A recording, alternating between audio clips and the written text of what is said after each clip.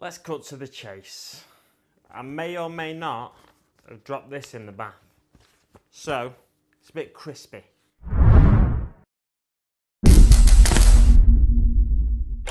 How you doing, guys? Big Met Dan School here again today, back once again with another episode of my Warhammer 40k Conquest series. Today we're going to be taking a look at issue 14. So I've got issue 14 here, and first thing I'm going to talk about is the value of the magazine and what you get free in it. So this is the lowest value magazine we've had to date. What you get inside it is a large dry brush and a pot of paint, a single pot of a base paint called Mechanicus Standard Grey. It's a very useful paint. You'll find if you're painting terrain and stuff like that, or if you're painting anything grey, then this is a great paint to be using. It's £2.55 for the paint and £5.65 for the large dry brush. Now that gives us a total of £8.20. So that is a 21p saving, as long as my math's right there. But yeah, it's a 21p saving. So it's the lowest value magazine we've had to date, and that's assuming you're buying the products from Games Workshop. If you're getting them from a third party, you'll get that for around £2, and you'll get that for around £4.50, something like that. So then you're looking at it being cheaper. Definitely, if you buy it from a third party, you're going to be paying about £6.50 for those. So if you are picking and choosing which issues you're buying, then maybe give this one a miss, unless you need a large dry brush and you can't get to a third-party retailer in the meantime, or even if you've not got a third-party retailer near you, which may mean you have to pay for postage on top of that as well. So yeah, maybe give it a miss if you're just after the goodies that come with a magazine. But it's still a good issue. When we start looking through it, you'll see what I mean. So if you're looking for fluff, again, it's a good issue for fluff. We've had 3 now that have got a fair bit of lore content in there, which I've said in almost every Conquest video I've done. I think I really enjoy the lore of Warhammer 40,000. That's one thing that draws me to the universe and to the game as well, is the idea of playing these battles with these models that represent the lore of Warhammer 40,000 and the Black Library novels and all kinds of just snippets of lore that you get in the rule books and stuff. I've always been fascinated by it, really, and the different races in the galaxy. But this lore section focuses on the Imperium of Man, and it talks about sort of the political aspects of the Imperium of Man, for want of a better word, and it talks about the hierarchy of the Imperium of Man, and it gives you a little graph here, not a graph, a representation of the hierarchy and what different sections of the Imperium interact with each other and how they interact. So the big Aquila at the centre represents the Emperor, and the Emperor is then orbited, kind of. The way it's shown, it's almost like a planetary, a solar system representation. So the Emperor is orbited by certain things like the High Lords of Terror, the Inquisition, Adeptus Astartes, Adeptus Ministorum, and the Navis Nobilite. But then other things sort of orbit them. So the Adeptus Terror is then orbited by the Adeptus Administratum, the Adeptus Arbites, Adeptus Telepathica, Questoris Knights, Adeptus Custodes, and the Adeptus Astronomica. And then they also interact with certain other things in different ways, and it's a really interesting way of showing you the complexity of the Imperium more than anything, and it gives you a feel maybe for the sort of bureaucracy, if I can say the word, that is involved in the day-to-day running of the Imperium, if there is such a thing of a day-to-day running of the Imperium. And then it goes on to explain just a few factions in a bit more detail: the High Lords of Terror, Astra Militarum, Adeptus Astartes, and the Adeptus Mechanicus, and how, again, they interact with other parts of the Imperium. And then the Imperium in space. It goes on to talk about the peril of the warp and how they use warp travel and it also talks about void battles to a certain extent on the next page, and human life in the depths of space, and it gives you a few nice bits of artwork there.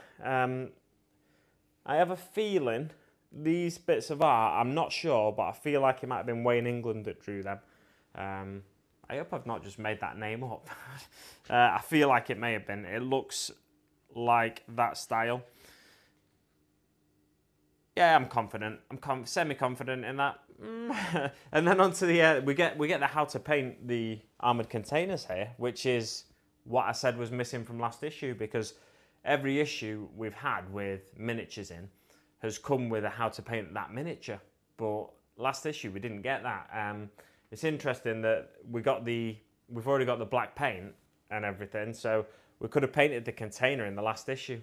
All the paints to use on that, apart from one, which is the paint that comes with this magazine, we already had. So it's a bit strange, I thought, still, but they have given us a very long how to paint section, so maybe that explains why it didn't appear in the last issue. They could have given us maybe a few steps, but then they would have had to cut the lore in that issue short, and like I've established in this video and previous ones, I like lore. So this is I think this is possibly the longest how to paint section. We've got 1, 2, 3, 4, 5, 6 pages how to paint, and all we're painting is an armoured container. Now, let me flick to the back, the results, if you like. So the results they give us here in this image is nice. It's looking nice. It's like a matte black shipping container, if you like, with a few embellishments on it. The silver of the ammo casings on the storm bolters, the keypad, and the gold of the eagle heads that are also acting as hooks. So a crane, if you imagine a crane coming along, you hook under there and then you can pick the container up. And the skulls going round. And then there's a dry brush basically of the Mechanica standard grey paint. Yeah, so they've used a dry brush, and they tell you how to dry brush as well, which is important. When you're learning a new painting technique, sometimes you read something and you try and follow the instructions, but this says, it basically just gives you a step-by-step on how to dry brush. However, there is an issue here with this, because one thing I've always heard, or recently, since painting videos have started appearing on YouTube, I've heard repeated statements of people saying, don't wash your dry brushes. You don't want to get any water on your dry brushes because you want to keep them as dry as possible, basically. Any amount of water you get is going to sort of take away from the dry brush effect. And definitely when you're using your dry brush, don't wash it that day, let's say that at least.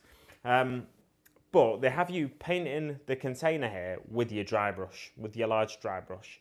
And then you go on, so the new inexperienced hobbyist paints a container with the black, and then they wash the dry brush and get ready to use the grey. And then they get a bit of grey paint and then start wiping most of it off on a paper towel, which is the basic dry brushing technique. I find a bit of cardboard's quite good. If you've got a bit of scrap cardboard, I quite like doing it on that because it's dry, but it's not as absorbent as a paper towel. So you get a lot of the paint off, but still some stays on the bristles. But yeah, you want to get it so there's hardly any paint on the bristles, as you can probably see there. But if you've just recently washed your dry brush, so if you've cleaned the black off it, then your dry brush is going to be a lot damper than you need to use it for dry brushing. So it's a bit of a double-edged sword, you know. You want to use as big a brush as possible so you can get this container painted as quickly as possible, but you don't, I'd say, if you are going to use your dry brush to paint the container black, let your brush dry for at least a day. You know, make sure you dry it off as much as possible yourself, and then let it dry for a day on top of that, just to make sure you do get a true dry brushing effect and you avoid any streaks. But it tells you specifically, I've said enough about the bad part now of this guide. It tells you specifically to go across the details. So don't go along the details. Like, so here there's a sort of X on the container. You don't want to go up the lines. You want to go across the lines with a dry brush, just with a light touch. And it leaves paint right on the edges. Basically, it leaves essentially the pigment of the paint right on the edges. And then it just goes on to explain painting the metal details and which washes to use with which metal. So with the gold, you use a brownie wash, which is Agrax Earthshade, and you use a black oily looking wash with the silvers because it looks better with those colour washes. It looks like an industrial piece of equipment, whereas the Aquillas and the gold, they're more for ornamentation on the containers. And then it goes on to the Prometheum drums and the ammunition crates. They're not showing us how to paint the Prometheum drums in this issue though. I didn't actually read this bit before, but in this little bubble here, it says, well, we'll be painting the Prometheum drums in a further issue. Put them to one side for now. But they are used in the battle report. Not in the battle report, in the little gameplay section at the end. So they're asking you to play with unpainted drums.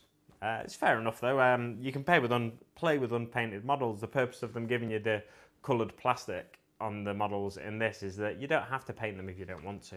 You can easily distinguish between the Death Guard and the Ultramarines because the Death Guard miniatures are green and the Ultramarines miniatures are blue.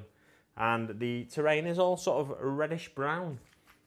But then it goes on to show you how to paint these ammo crates. Now, that is not to my taste, that because it's a really pale green, Death Guard green, and it's like a yellowy green, and then the gold that we've got, the Retributor armor, is quite yellowy as well. So it's almost like just too much yellowness going on there for me. The colours are a bit too similar to each other. I think maybe, I don't know, if I was going to use the Death Guard green on the ammo crates, I'd probably have to use black on the Aquila or something like that, just to make it look a little bit different. But ideally what you want for these, in my opinion, is a darker green, a more military looking. Well, that's kind of like a military green, but there's lots of different greens you use in the military, but a darker green basically is ideal for that sort of container, in my opinion. But you don't have to paint them green, you can paint them blue if you want, and then have a silver Aquila or something like that. But they are suggesting green, so that's fair enough. They may show us other colours when we get more containers further down the line. And then it's on to Courage and Honour, the fight section. Should I do this? Should I read this bit out for you like I've done for the past 2 episodes of this? I think I will, you know. Frightful foes. The Death Guard have returned to continue the fight against their Ultramarine foes. As the battle for the honour of Ultramar escalates, the Space Marines have little choice but to respond, sending a force to repel the pestilent enemy. Ultramarines move to intercept the enemy, led by Librarian Jacob Arian. I'm saying Jacob, not Jacob. His fists crackling with psychic energy. Foul fumes choke the cargo deck as a group of poxwalkers shamble towards the Ultramarines, obscuring their Plague Marine masters. The two forces close in, ready to meet each other head-on in a brutal combat of close-ranged firefights.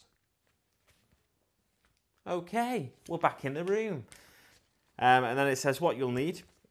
You'll need 5 Plague Marines, 12 Poxwalkers, and the Space Marine side will have the Primaris Librarian, 3 Reavers, and 3 Intercessors. Seems a bit weighted in the favour of the Space Marines, if you ask me there. But on to the next page, morale. Wow! So we're getting the morale now. And it talks you through, over the next 2 pages, it talks you through how to take a morale test, basically. So at the end of your player turn, so once you've done all your movement, your shooting, your combat, your psychic stuff, and then it's about to be your opponent's turn, once you've done all of that, you make a morale test for each unit that's taken a casualty.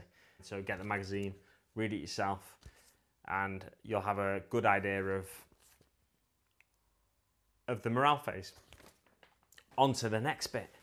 We've got some more data sheets here. We've got the Primaris Librarian and the Aggressor Squad. We already had the Reavers and the Intercessors, Lieutenant Calcius. and we've got the Death Guard Poxwalkers and the Death Guard Plague Marines. So it's fantastic. We've got almost all the data sheets for the models we have now, almost. And I say almost because going on to the secure the deck scenario that they give you here, they ask you to set up the Death Guard. You'll need a Blight Hauler, 5 Plague Marines, 12 Poxwalkers. Space Marines will need 3 Aggressors, 3 Intercessors, and a Primaris Librarian. Now, the first unit you'll need for the Death Guard is the Blight Hauler. We've not got the data sheet for the Blight Hauler. We've got one of the older data sheets where the rules are sort of worked out slightly differently. I personally wouldn't want to mix those old data sheets where it gives you to wound Space Marines rather than a strength characteristic of the weapons, and then you work it out on the to wound chart. I wouldn't want to mix their old introductory rules with these rules of the data sheets they've started providing us with now. So it seems a bit weird that they're telling us to use the Blight Hauler in this mission, but they've not given us the correct rules for it, basically. Just a little bit odd that they've done it in that order. Maybe this scenario should have been in the next issue, or just they could have taken the Blight Hauler out and put the Death Guard character in, perhaps. Oh no, but we've not got the rules for the Death Guard character yet, have we? And yeah, we've not got the rules for the Foul Blightspawn either. So we're still waiting on the rules for the Foul Blightspawn and the Blight Hauler. So it's a bit of a frustrating thing that there, in my opinion. But let me know what you think in the comments below. Have they done it in the right order? And maybe I'm just getting my knickers in a twist. We'll see. So then it gives you advanced rules.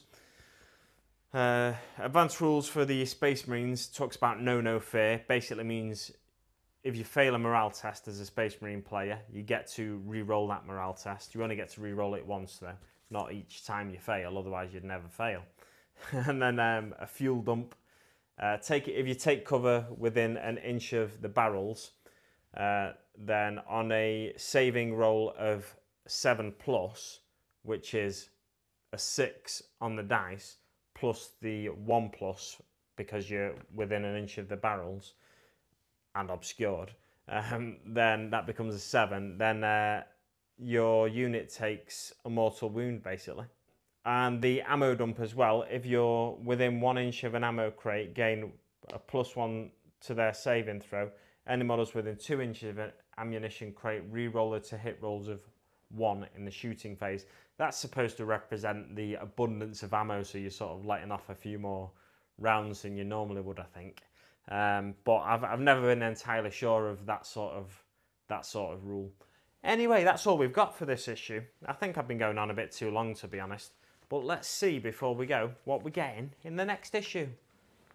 Another Death Guard character! Fantastic. We're getting the Biologist Putrefier. He's a dude with all the sort of toxic grenades hanging from his wing-looking things on the back, but he can't fly or anything. And he's got this weird little gunk pistol. We're also getting 6 more dice, which is great. I do enjoy dice, even the cheap ones. And then the following issue after that, we're getting a sprue from the Dark Imperium box set. Only problem with that is, now, I think it's great we're getting a sprue from the Dark Imperium box set because you can fill out your squad of intercessors here, because you get 2 intercessors in it. So then you've got a squad of 5 intercessors. Now that's a playable squad in a proper game of 40k. And we've got 2 Hellbusters. That's not a playable squad in a proper game of 40k. And then 1 Inceptor. But I'm sure they'll just introduce those rules for those to be played with just 2 Hellblasters and 1 Inceptor in the scenarios in that issue. I say I'm sure. They probably will, just so we can use them as soon as we've got them, really. But it's a good couple of issues there. A little birdie tells me, I can't remember where I saw this today, but a little birdie tells me, it was somewhere on Facebook, it might have been from Black Country Wargamer.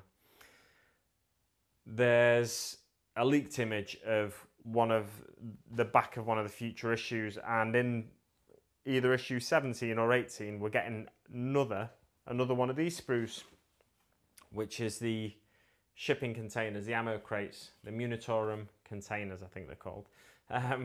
Yeah, so I'll have another one of them, and in total I'll have 5 then at that point.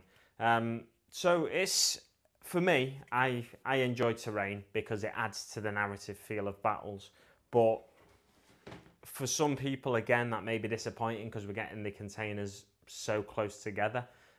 But it enables us to replace these 2D representations of the containers that we've got on the battle map that came with issue 2, I think. It enables us to replace those 2D representations with 3D representations. So I think it's only right that we get the containers first, and then further down the line we'll get different terrain. That's about all I've got for you guys. So we'll leave it there. Thanks so much for watching, and I'll see you on the battlefield.